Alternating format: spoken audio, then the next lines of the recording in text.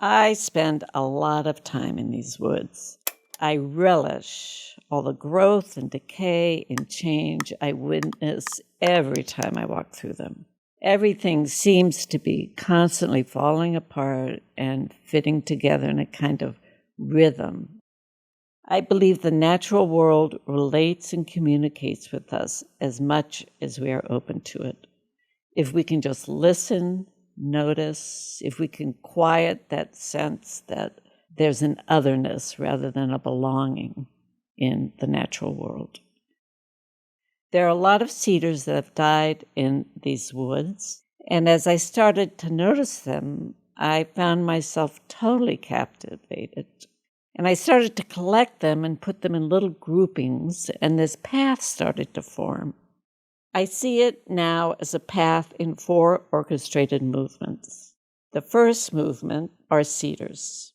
The roots are at eye level, so you really get to look at them and sense their history, their character. Each has a particular presence. They lead you into the second movement, the houses. These houses fit together, they stand alone and collapse. I love them for their basic form. They are solid on the ground and point up to the sky, reminding me of a prayer. They remind me of our human vulnerabilities as we look to houses for safety, protection from the natural world, and even from each other. Yet they too are all going to fall apart. The bones welcome you into the third movement, a walk through very invasive bittersweet vines we have removed from the trees. Asian bittersweet is the most enthusiastic, healthy, happily growing vine you can imagine.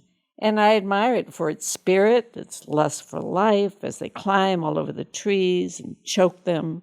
Loving bittersweet is about looking to the beauty of bad things. The fourth movement is the circle of cedars. In this circle, I feel embraced. I feel the company of many grand, proud beings. I'm so very excited to share this path. I consider it to be a gift from these woods and myself, a kind of collaboration perhaps, creating a space for quiet and discovery and wonder. Enjoy.